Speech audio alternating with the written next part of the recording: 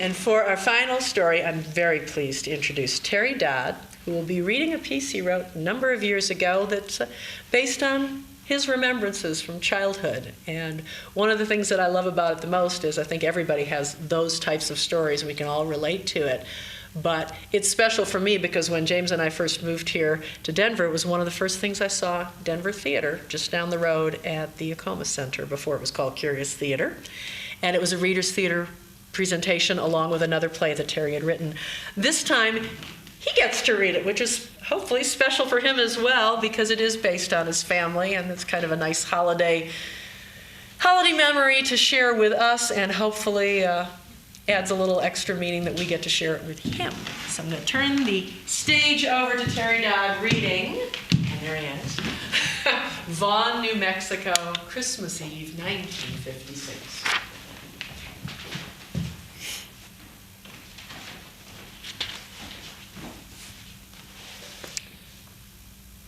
We are in the car. Many years ago. Starry night, full moon, winter constellations, Orion, Cassiopeia, the Big Dipper. Central New Mexico, the high plains. We are nearing the end of the day on Christmas Eve, nearing the end of the year, 1956. It is here that I begin, in my dreams, driving down from Denver. It is this highway that comes to me in deepest sleep. It is this road that rolls out before me.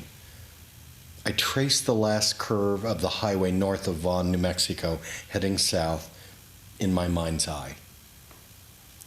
When the demands of life become almost unbearable and those nearest and dearest to me, both living and dead, accuse me of neglect, ambition, self-indulgence, apathy, all of their accusations just, I drive this road in deepest sleep. Memory, deja vu, dream time, and just enough fact to lay claim to all collide. I have traveled this enough that where the truth ends and the dream begins, I do not know. Save about 10 seconds, involving bits and pieces of landscape which forever haunt me. A Western painting of two lone cowboys, and a neon dog. This, I am positive, is the truth. This has been verified with my mother on several visits. Oh, yes, we were stranded in Vaughn one Christmas Eve. And yes, we were in that awful bar near the train tracks at the edge of town. And then as an afterthought, I don't think I was ever in that town when the damned wind wasn't blowing. But you can't possibly remember that. You weren't even 4. You were a baby. This is all of the dream I share with her. She ends it by saying, you were too young to remember. All of these things collide, and each time I dream this, I make it a little further on down the road before my present day wakes me. But now, there is safety in traveling. My dad shows this as he finally finds a radio station and settles back. He is happier than I ever remember him. Handsome, silent, driving. There is this strong sense of driving toward resolve, of making the family work. My mother, asleep up front, her native landscape rolling by, Cloudcroft and Ruidoso to the west. My older sister, somewhat asleep in back, a power wall of pillows between us. In our maroon 1954 Chrysler with the gray velour ceiling. The ghosting of the green light of the dash adds to the silence. We are a tiny country humming along in the middle of the night. O Holy Night plays clearly yet quietly on this most holy of nights, Christmas Eve. Even in dream time, the landscape, our mere existence, takes on a surrealistic quality. Everything is heightened. Lights shine far off in the distance to the east, and ranch lights on the horizon. And beyond that, more ranch lights. Lights that move with the car. Kitty, my sister, sees me seeing them and whispers, that it is the North Pole. And in that expanse of fresh snow and starry, starry night, I believe her. My imagination soars. I watch the lights move along with us, fading in and out until they no longer fade in. The reflection of the moon off the snow illuminates the entire earth. We are driving toward relatives in Roswell, further south, more family. The car trunk is full of presents. I can feel their presence through the back seat. We are moments after a blizzard and the night is clear, or clearing. The road is not, or barely. We round the final curve in the 2-lane and Vaughn, New Mexico twinkles in the night before us. There is also in the distance a moving red light waving to us at the seemingly end of this road. I ask what it is, and Kitty whispers, "A reindeer who's lost. Lost in the same blizzard we'd been lost in. Since Trinidad, over Raton Pass, through Raton, and that incredibly long stretch through Wagon Mountain and Springer to Las Vegas, a town forever in a shadow. Then the worst part of the storm between Las Vegas and Santa Rosa, through the rolling Piñon Mountains, hanging onto the faint red lights of the car in front of us, only to break out shortly thereafter and realize there was no car in front of us. Dreams do this. The waving red light gets closer and closer. This is as far as I've ever gotten in the dream. From here on is new to me, save a few seconds. But everything else is new. I hold still. I continue. I try to continue. I hold steady in my dream for a brief moment. And then suddenly a quick departure, a pulling back as in supposed brushes with death. The road is far below me, fading fast. I hold still in bed. I am very aware of someone next to me, of walls, of the present, a clock ticking. Briefly. Then back down. The road. The curve into town, the same re-entry point in the dream. Is there travel at night? Out of the body, in the past? Am I here? Am I really here? The last thing to come back to me is the color of the dream. From black and white, a slow fade into sepia, then pastels, then earth tones, and finally the freshly fallen snow and moonlight. The lost reindeer gets closer and closer. It is a highway state patrolman herding us into a snowbound parking lot packed with other Chryslers and DeSotos and Greyhound buses bound for Alamogordo, Las Cruces, El Paso. This patrolman waving the red light is the only person in my mind's eye so far. Just us in the car, surrounded by the width and depth of a past New Mexico, and now this other lone character working on Christmas Eve. Like the static settling on a station, the radio finally promising life elsewhere, across the miles and miles and miles of sagebrush. Oh, holy night, now long gone. Ranch reports, news in Spanish, something, someone, anyone, anything on the empty 2-lane stretches of long distance and loneliness underneath these stars. We sort of get stuck and park at the same time. This brings a quick look from my mother to my dad. And we get out, our feet crunching in the snow. I think Kitty and I are in our pajamas with coats and gloves and boots.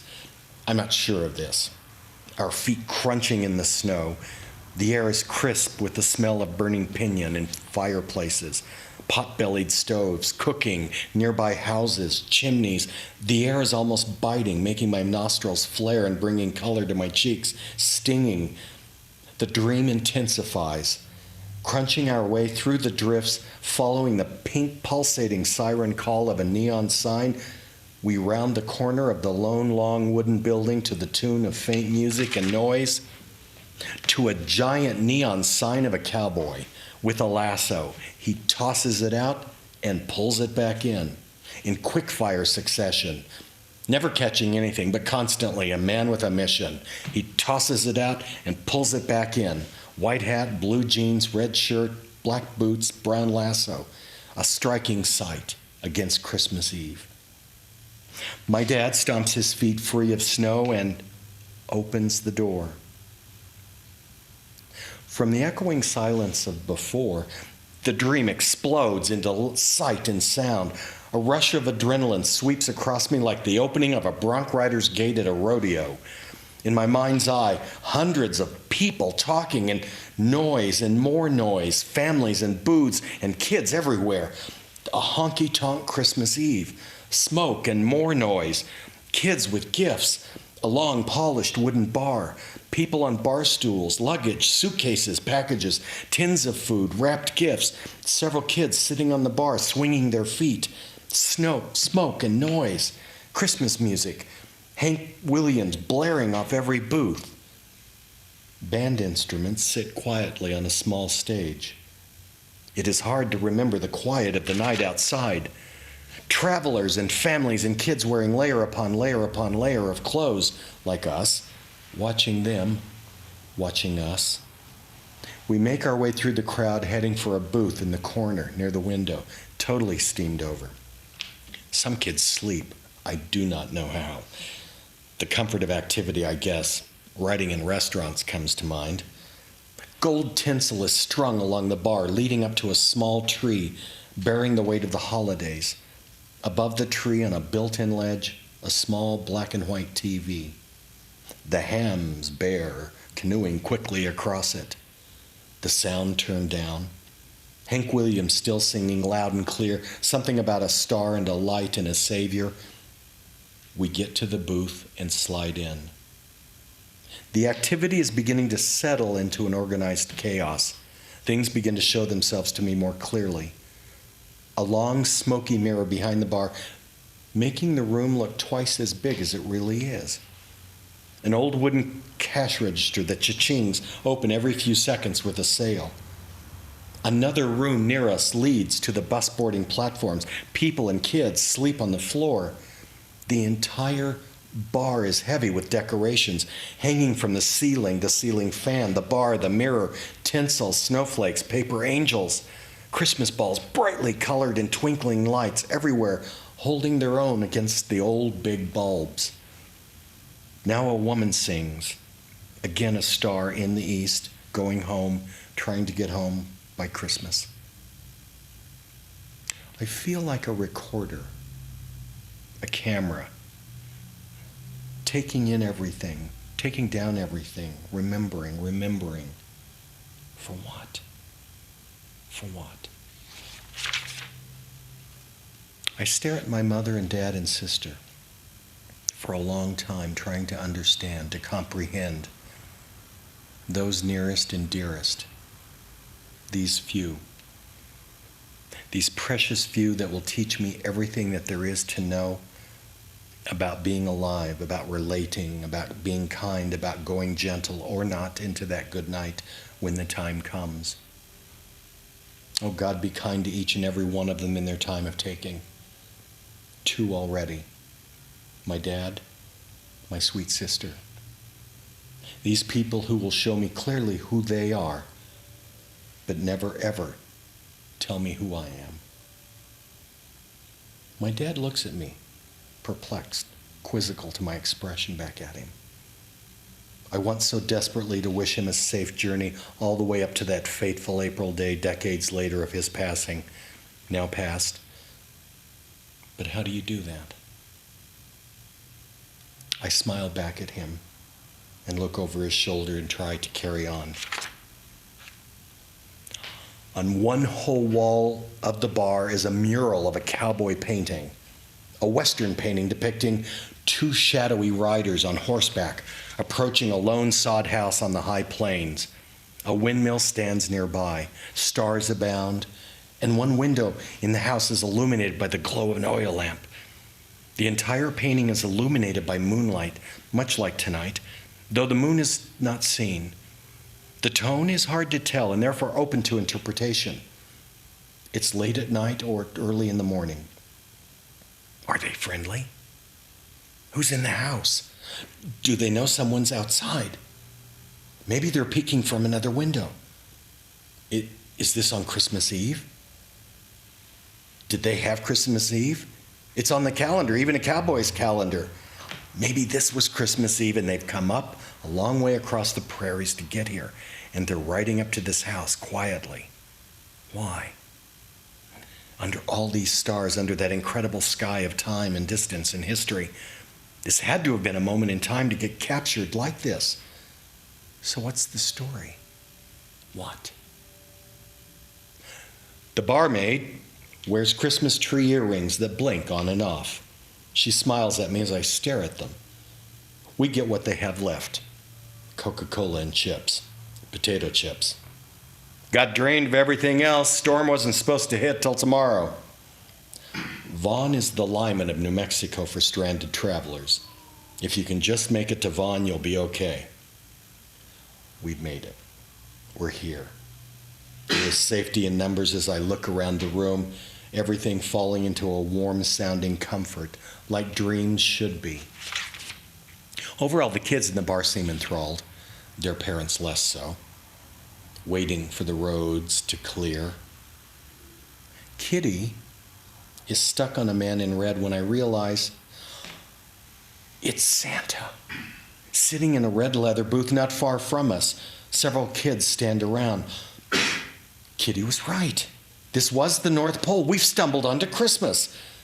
She seems more stunned by this than I am. I watch her watching him. We both watch. We're the new kids here, so the amazement hasn't worn off. He watches us, watching him. He looks tired. A small Hispanic man, clearly older, with a white beard and red hat, red top but blue jeans. He looks like he's been wearing the weight of the holidays, much like that tree on the bar. Then suddenly he produces 2 small green Christmas ornaments in one hand. And in a quick sleight of hand, he makes it 3, then 4. He smiles at us. Kitty is enthralled, not blinking. She walks up to him, and he gives her one of the small green ornaments. She stands there for a long moment, just staring a hole through him, then slowly backs up without ever taking her eyes off him, backing up into our booth.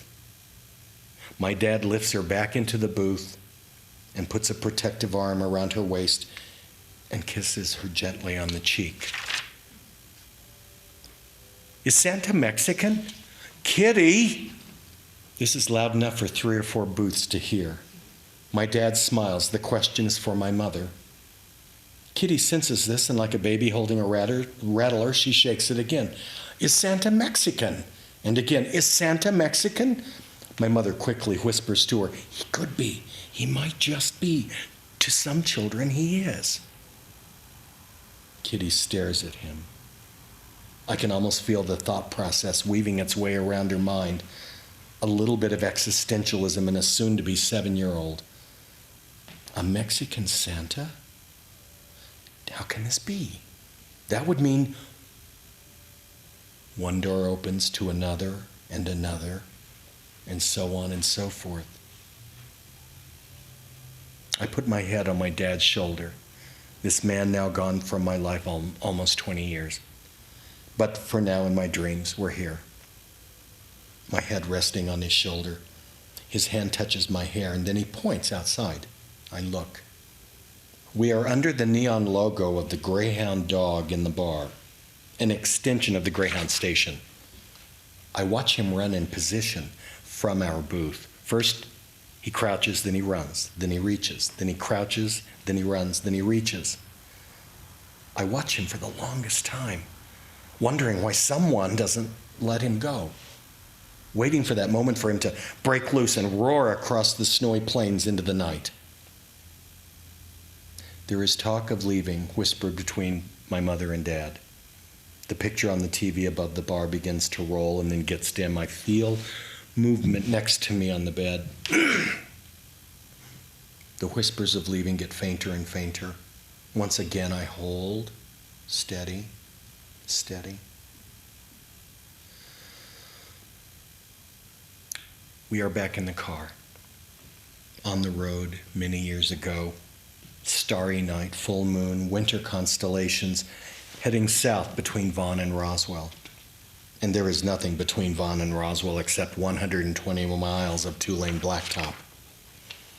I only elaborate on this because I think people take on the qualities of the land where they live.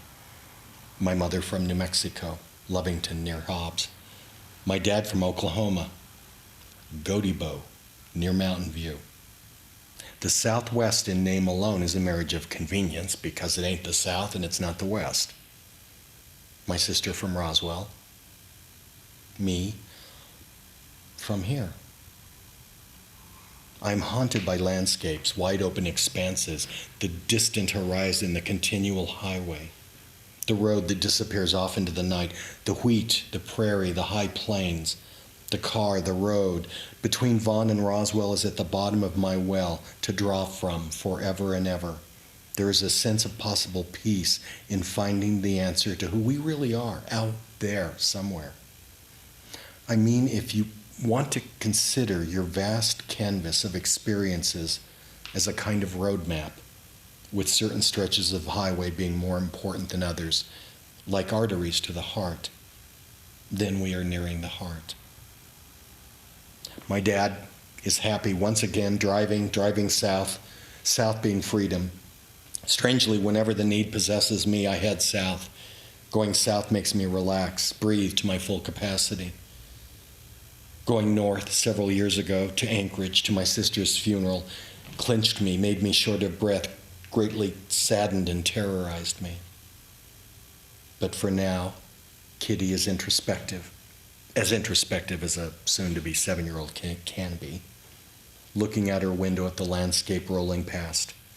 She holds the green Christmas ball in her hand and doesn't let go from the ornament or the view. My mother, too, watches her birthright, silent until sleep overtakes her. And Kitty, too. Everyone who means anything to me is in this car on Christmas Day, humming along in the middle of the night, the small hours, a Chinook Christmas sagebrush peeking out of the snow for as far as the eye can see. And then suddenly, in the distance, way, way, way out in the prairie, I see that damn neon dog keeping up with us. For every road that runs north and south, there's another one that runs east and west.